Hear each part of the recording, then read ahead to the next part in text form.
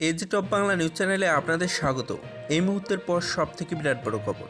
মুখে কালো কাপড় বেঁধে কংগ্রেসের বিক্ষোভ, চাঁদার চুরুমবাজি ঘিরে মানুষকে মারধর করা এবং আইন শৃঙ্খলার অবনতি সহ বিভিন্ন বিষয় নিয়ে সরকারের বিরুদ্ধে অভিযোগ তুলে প্রতিবাদের সরব হল সদর জেলা কংগ্রেস। শুক্রবার মুখে কালো ফিতা বেঁধে মৌন প্রতিবাদের আয়োজন করলেন কামান চৌহুমনি এলাকায়। উপস্থিত ছিলেন প্রদেশ কংগ্রেসের মুখপাত্র প্রবীর চক্রবর্তী। তিনি বলেছিলেন, রাজ্যের চাঁদার জুলুমবাজি নিয়ে এক ভয়ঙ্কর অবস্থা বিরাজ করছে। এর সাথে রাজ্যের আইন শৃঙ্খলা ভেঙে পড়েছে। গত 6 মাসে লক্ষ্য করা গেছে মাসে 8 জন মানুষ খুন হয়েছেন। একই সঙ্গে নারী ধর্ষণ, নারী অপহরণের মতো ঘটনা বেড়ে চলছে। শিশুকন্যা থেকে বয়স্ক মহিলা কেউ দুর্বৃত্তদের হাত থেকে রক্ষা পাচ্ছে না। অপরদিকে চুরি, ডাকাতি, ছিনতাই সহ বিভিন্ন অপরাধমূলক ঘটনা ঘটে চলছে।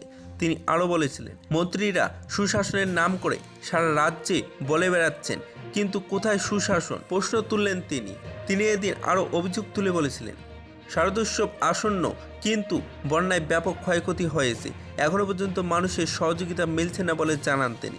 সব মিলিয়ে এই ধরনের একটি পরিবেশ সৃষ্টি হওয়ায় রাজ্য সরকারের বিরুদ্ধে এবং রাজ্য পুলিশ প্রশাসনের বিরুদ্ধে ঐক্যবদ্ধ আন্দোলনের রাজ্যবাসীকে এগিয়ে যেতে আসতে হবে বলে জানান তিনি। শাসক দলের বদান্যতায় জনজীবন বিপন্ন, প্রতিবাদে কর্মসূচি গ্রহণ করল সিপিআই বিরোধী দলনেতা জিতেন্দ্র চৌধুরী।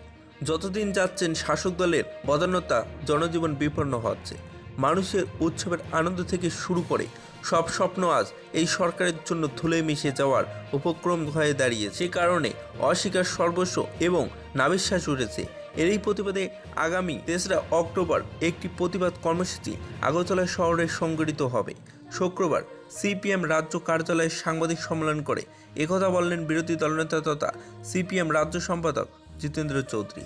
তিনি বললেন, যে বিষয়গুলির উপর এই কর্মসূচি হাতে নেওয়া হয়েছে সেগুলো হলো আইন শৃঙ্খলার চরম অবনতি হয়েছে রাজ্যে। প্রতি মাসে 7 থেকে 8 জন খুন হয়েছেন রাজ্যে। এই ঘটনার যাদের নাম রয়েছে তারা হলেন শাসক দলের সামর্থ্য।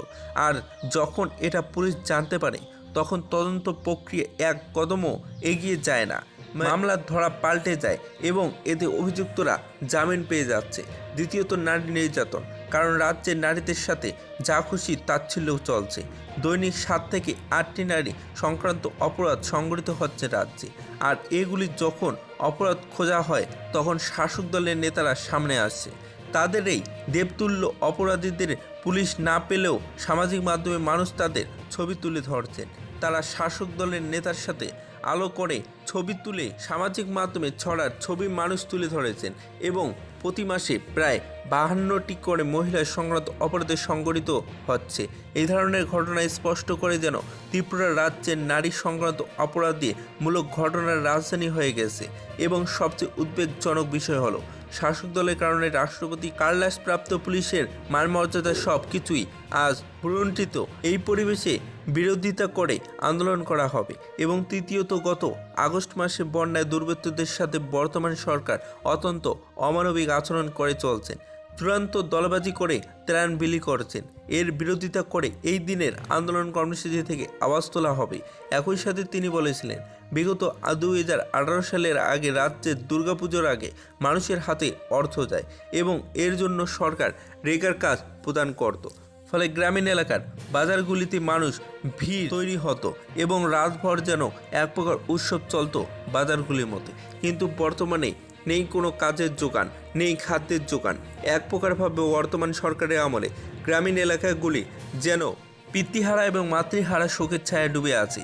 তাই গ্রামীণ এলাকাগুলিতে রেকার দেওয়ার দাবি তোলা হবে এবং পাশাপাশি বিভিন্ন দপ্তরে শূন্যপদ পূরণের জন্য সরকারের উদ্দেশ্যে দাবি করা হবে। কারণ বেকারত্বের যে কোনো পর্যায়ে গিয়ে পৌঁছেছে সেটা আর বলার অপেক্ষা নেই এবং তাই বেকারদের কর্মসংস্থানের জন্য দাবি করা হবে। অপরদিকে বিদ্যুৎ মাশুল বৃদ্ধি হয়েছে। সর্বশেষ হলো দুর্নীতির সাথে বিজেপি এবং বিজেপির পরিচিত সরকার সমর্থক হয়ে গেছে এবং তারা জনজীবনের উপর ব্যাপক সংকট তৈরি করেছেন। তাই এই আন্দোলন কর্মসূচিতে সিদ্ধান্ত নিয়েছেন সিপিআই। সেই দিন সারা রাজ্য থেকে আগরতলায় কর্মী সমর্থক থেকে শুরু করে সাধারণ মানুষের উপস্থিতিতে এই প্রতিবাদ কর্মসূচি সংগঠিত করা হবে বলে জানান তিনি। আয়োজিত সাংবাদিক সম্মেলনে সেই দিনও ছাড়াও উপস্থিত ছিলেন বামফ্রন্টের আহ্বায়ক নারায়ণ কর। আবারও চাকরিতে দুর্নীতির অভিযোগ নিয়ে সরব হলো যুব কংগ্রেস।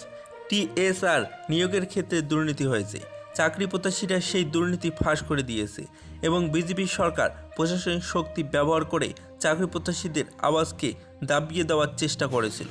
কোঅপারেটিভ ব্যাংকের কর্মী নিয়োগের ক্ষেত্রে ত্রিপুরা রাজ্যের পরীক্ষা হওয়ার কথা থাকলেও পরবর্তী সময় আচমকাই একটা বিজ্ঞপ্তি দিয়ে বহিরাজ্যের পরীক্ষা নেওয়া হয় এবং প্রদেশ যুব কংগ্রেস তার তীব্র নিন্দা জানিয়ে দিয়েছে। বহিরাজ্যে পরীক্ষা দিতে গিয়ে একজনের প্রাণ গিয়েছেন। যুব কংগ্রেস প্রতিবাদে সরব হলেন। ব্যাংকের পক্ষ থেকে জানানো হয়েছে তাদের কোনো কিছু করার নেই। আসাম রাইফেল ময়দানে এসএসসি জিডি স্টাফ নেওয়ার জন্য শারীরিক মাপ নেওয়া হচ্ছে।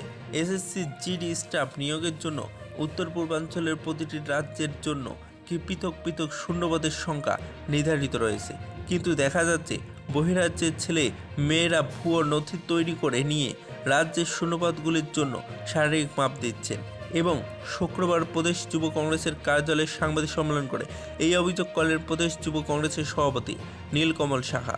তিনি এই ঘটনার তীব্র নিন্দা জানান। পাশাপাশি তিনি জানান, রাজ্যের ছেলেদের জন্য বরাদ্দ করা শূন্যপদের যেন বহিরাজ্যের ছেলেমেয়েরা ইন্টারভিউ দিতে না পারে তার জন্য আন্দোলনে নামবে প্রদেশ যুব কংগ্রেস। দুর্গোৎসবের প্রাক মুহূর্তে শব্দদূষণ নিয়ন্ত্রণে করা নজরদারি রয়েছেন পুলিশ প্রশাসনের মন্ত্রী অনিমেষ দেববর্মা। আসন্ন দুর্গোৎসবের প্রাক মুহূর্তে শব্দদূষণ নিয়ন্ত্রণে করা নজরদারি রয়েছে পুলিশ প্রশাসনের। পাশাপাশি আইন ভঙ্গকারীদের বিরুদ্ধে নেওয়া হবে কঠোর ব্যবস্থা। আজ সাংবাদিকদের মুখোমুখি হয়ে একথা জানালেন মন্ত্রী অনিমেষ দেববর্মা।